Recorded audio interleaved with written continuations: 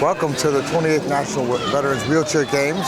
And this is the Quad Rugby Championship. Rob Rowan here and with Ryland Page, and we're ready to go with some quad rugby action, and it's going. And while we're going, let's talk about who the players are. The gray team. You want to go ahead and tell us who's playing for the Grays starting? Well, sure. Here we got number 1. That's Scott Severn. He plays with the USQRA rugby team up in Michigan, where he's from. This summer, he's actually going to be in August next month in Beijing, representing the Paralympic team for the shot put. Yeah. Who do we have having with the ball in his hand? Number 3 there. Let's go. Let's make sure we don't miss out on Earl Richardson. Scott Severn with the ball. There's an opportunity. He's the high pointer. He's usually going to be the one taking it in. Well, you know what's interesting? We saw in an earlier game, Scott carried the team. They had already lost the first game, and they played back-to-back games, and he came out and just carried the team. He's an incredible athlete out there. He is. He really got kind of almost a raw deal a little bit this year. He's the only one, the only seasoned high pointer on it. That's Leah Bostic there with a score. And let's just go over quickly who the other players are, and we'll go and we'll do color on them as we get around. So who else does Scott have on his team? Look at him go, by the way. Look at him go. He's going to be a hard one to beat. 2-1. Well, Scott's got Bob Larkin to help him out, and he's got some experience. He doesn't have the speed that Scott does, but he's a good player. And then the other guys out there, you got Lauren Strong. I believe this is his second year. Well, it's his second year playing rugby here. I don't know if he plays USQRA or not. It's actually, he said his 3rd year, I think, but it's, you know, it's, yeah. There he goes. There he goes. Oh, look at that. They called it a spin, I think, and they got a penalty goal on that because they got him on the back of the chair there, and he spun around, and so this game, he's going to score. It's going to be tied at 2 apiece with 7 minutes, less than 7 minutes left. So Lonnie gets that score there. And Scott under a lot of pressure there. Look at that throw. There's the Hail Mary. And that is Gary McCowell. Hopefully Gary's going to get it. Looking good. And he's going to score. That's a very chancy thing to do there. It definitely is, especially when the guy down court is your low pointer and doesn't have such great ball handling ability. No. Gary is about a 1.5, which may be mid, but still not a speedster out there. And no. Generally speaking, he'll be blocking. Oh, we just have a turnover there. Nice defense there by Leon, and caused the white team to recover the ball. And turnovers are the key to the game, and that's where the difference. The game is won on the turnovers. Yes, when you have any well-matched team, it's a lot like basketball. You have a score in the 30s, maybe 1 or 2 points apart, and the entire game is decided by 1 or 2 turnovers. Yeah, and they just scored and they put them up 4-2, and that's going to make a difference. The yellow team, by the way, is coached by Steve McGuire. Steve McGuire is coaching it. Let's see if they can recover now. Look at that, Scott goes to head him off. The pass, nicely done, and picked up there by Earl Richardson. Oh, they look like they're going to be sending in Jeff Odom. Jeff said to me that he said if they weren't in the thing, he might be my color. But he said, I don't want to be there. I want to be out there playing for the gold. Jeff did a thing. Oh, there goes that. Another race. That ball's moving pretty fast. I don't know that he's going to get there in time. No, that was... A lot of times you see when they throw a ball like that, they put an extra little bit of backspin on it, and it basically stops. But that ball just kept going. It did. It really depends on how good the hands are of the guy that's throwing it. But yeah, it's tough to get backspin on long range, especially I always have a hard time with that. All right, here comes Jeff. He's in right away, and Jeff plays for the University of Arizona Wildcats, and I've seen him play some, and he's a tough competitor. He is. As a matter of fact, the lineup they have in right now, that's the lineup that we faced them in the previous game.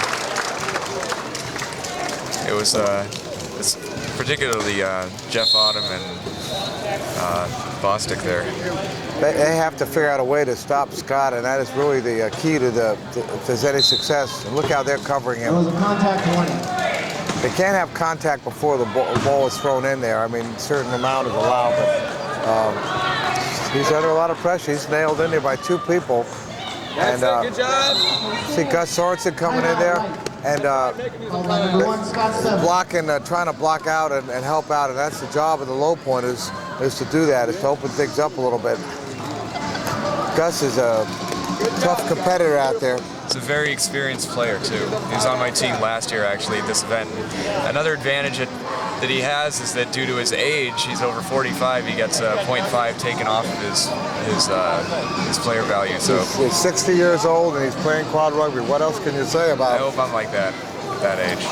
We had a good interview with Gus earlier, and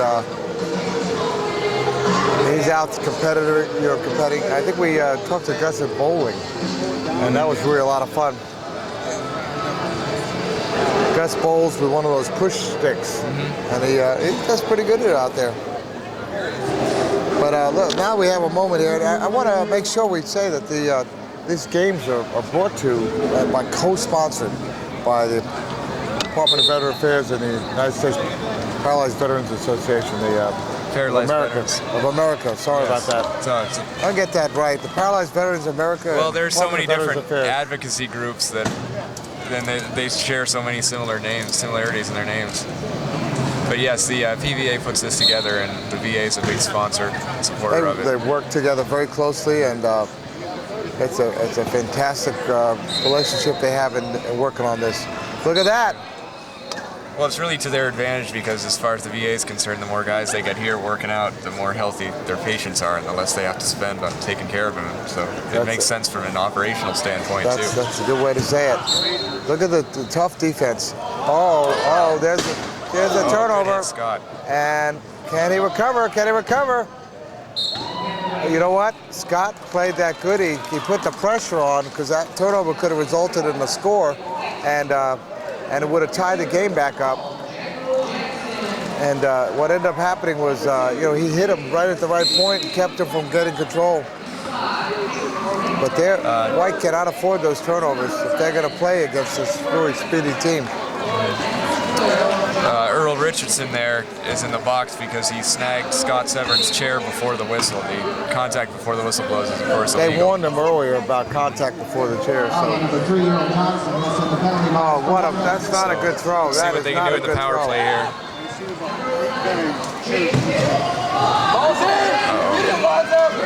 Lonzo's going to pick that ball up. He doesn't have it yet.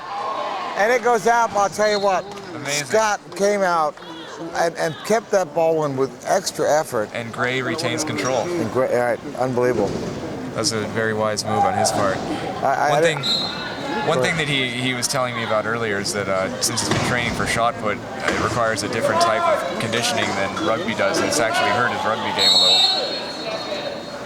Oh, they're calling 10 second loss. That is a mistake you don't see called that often, but no. They have to get the ball within 10 seconds. They were putting such pressure in on Scott, and that was that's with a man in the box. Can you imagine that pressure they put on? You don't ever see that when there's a penalty where somebody and Jeff Odom scores. Jeff Odom scoring for the Yellow. I can't believe I've ever seen that before, where a team really has taken away. Well, they've been watching. Look at this, the way they closing the door on Scott. He's got to get over within 15 seconds. I guess there must be somebody's equipment needs to be fixed. Oh, someone's going in the box. Another penalty.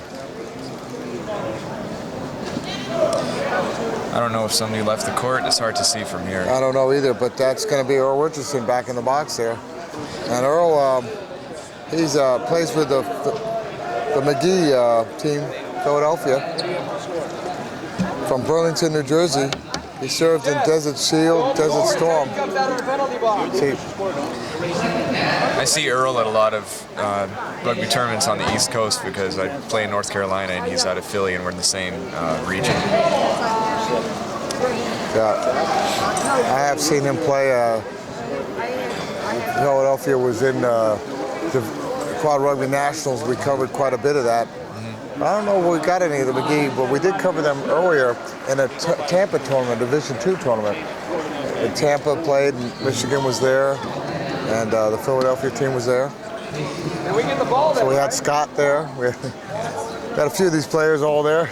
The Philadelphia team, especially, I mean, I just have personal experience with them, and they're a very well-developed team. They have an Alpha and a Bravo squad, so they can send them to different tournaments at the same time. Very well organized and supported. It's a good team. Okay, so Scott's going to throw the ball. All right, got 3 people after that ball. That's another turnover. That they have figured out to shut down. Scott has to have someone else in this game. That Leon with a great move there to get that ball. You know, they seem to have figured out. They haven't moved that score in a while, have they? But yes, they do. It's 6-4. They've come back.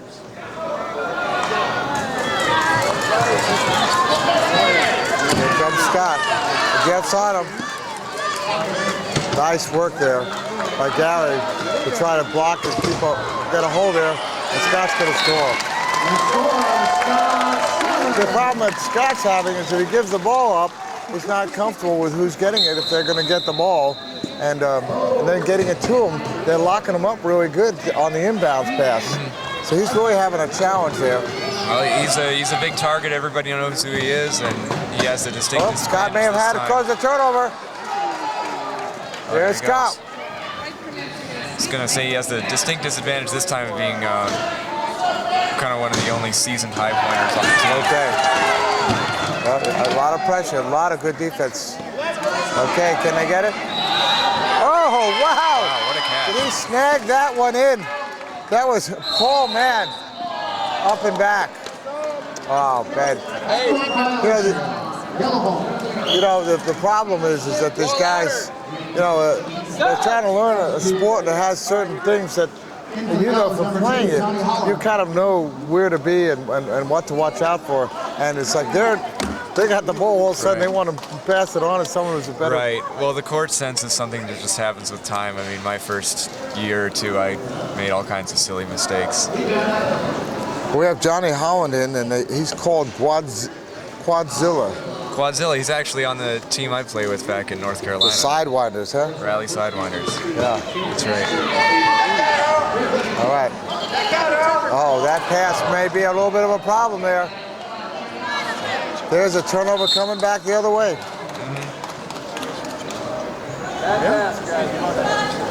Well, if you love quad rugby, you really want to see the best action, you really have to check out the U.S. Quad Rugby Association National Championship we did on X-Able. I have not had the privilege yet, but I've actually watched some of the games on X-Able. Oh, there's a turnover back the other way. Jeff Odom with quick hands. I love the way he did that. That was good court sense. That was amazing. 7-5, the yellow team. Yellow is up. See, look at Scott. He's trying to circle to get away so he doesn't get locked in by all the low pointers. Right away, they bang him. He's got to get out of there. He's locked in by 3 players. He's got to follow his picker here. Jeff's pick off him. Gary did a nice pick there to free him open. Go ahead. That's another indicator of court sense there is knowing where your pickers, your low pointers are going to be and how to follow them. And that was a perfect example right there. You have 15 seconds to get it over. You have to put the ball on the ground or pass it every 10 seconds. And you have to inbounds in 10 seconds. Basically, you have 45 seconds to score. Look at that. Try to push him out. Oh, they're going to call a foul on Scott. If Scott touches any part of the hand, that's a foul. But if it's on the ball, it's clean. That's right. Coming over the head from behind like that, it's easy for me to see it from here, but I pretty much knew that was going to be a reach. Well, let's see what happens here because normally it's an easy score. And can he pick it up? Here comes Scott. That was a good thought. Gary.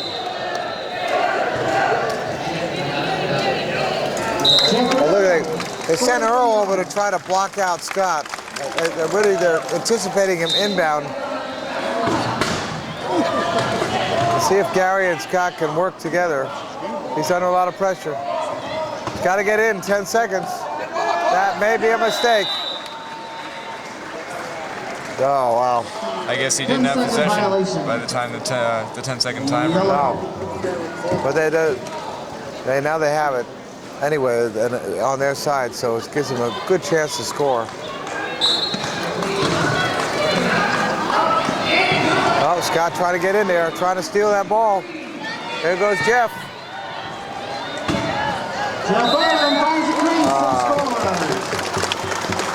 See, Gary's really trying to do a lot of work out there to help him out. They have right now, we have Paul Mann out there, number 11, and number 5, as we talked about, Gary McCowell, and the low pointer.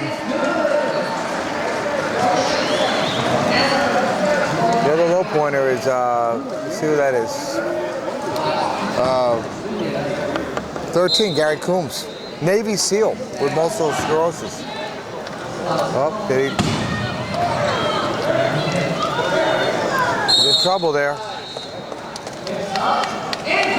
Okay, I think White retains the ball. Gray return. Number 2, Johnny Holland. They can hit, but they can't push, right? That's right. It's the, for example, if one of your teammates has the ball and they're almost into the goal, you can come up and knock them through. But if you make contact and maintain contact while pushing your wheels, they'll call that a push, and that is illegal. Ooh, nice hands reaching in there. That was Lonnie Burnett who put hands on the ball and caused a turnover. I think what we're seeing here is a little bit more of a balanced team from the yellow team. They seem to be. Look at Scott. Scott. Good hands. Scott makes a great defensive play there. Now if he can get out of this area, Jeff there to block. Oh, nicely done. Now you know why he's a Paralympian. Yes. For such a big guy, he's very fast. You know, it's going to be great to see how Scott does in the Paralympics with, playing with people that are really, Oh, I can't wait to see. He told me the other night that he's about a half meter off of the world record for the shot put, so. Oh my God, what a big hit that was. And I think that might have, didn't cause a turnover, but almost. And again, I want to thank the Johnson & Johnson healthcare systems for all their support of these games and their support of this. And there's an easy score by Johnny Holland. But they're one of the corporate sponsors, Johnson & Johnson. I was just going to say, if we didn't have those sponsors, we wouldn't be able to do this. So I know I can speak for all the athletes in saying that we're gracious. Officials timeout. Okay, with official timeout as they get Gary back in his chair. Let's talk a little bit about Gary. He lives in Fresno, California. He said Fresno State is known for one thing. It's Fresno State baseball team. He was 5 years Navy SEAL on SEAL Team 3, and he got 2 Bronze Stars, 1 Silver Star, and 5 Purple Hearts. I'll tell you what, you can't ask for more That's out quite there the than impressive that. dossier. Navy SEAL, tough as they get.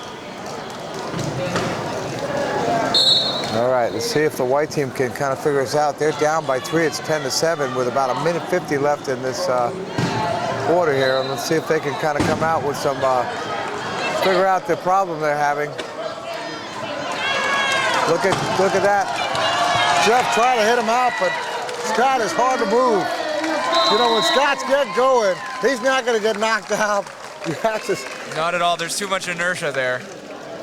He's a big guy. He's one of the few people on the court that can lift me out and make me feel like I'm about to tip. So, and Scott's going for the Paralympics, as we know. His old man blocked him out there. Good hit. Oh, there's Scott. Is it going to be a turnover? Jeff coming in, snatches that ball up. He twirls and he goes and he finds a hole and he scores. I'll tell you what, Jeff has really come in and made a difference in this team because at that point they were down and they've come back around. So I'd have to say he's been a real dynamo there. He's steady, he's fast, agile, great chair handling skills. and good court sense. Okay.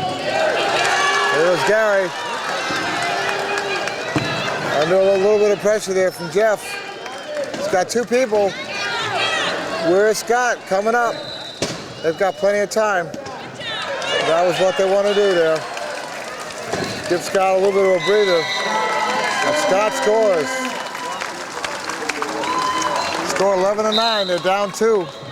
And in this game, 2 could happen pretty quick.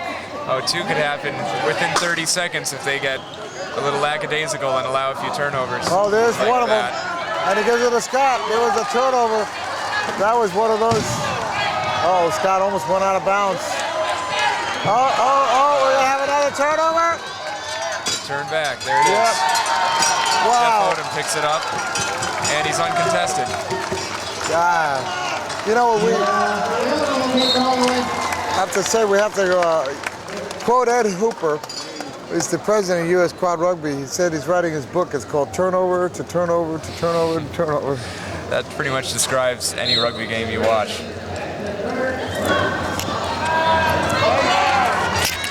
Let's go, Scott. Scott's in the clear. Look how fast Jeff is. Look how Jeff really came up there, caught up with him. Here comes Scott. Now the rest of Jeff's teammates can come up. Scott will not be denied when he gets going. No.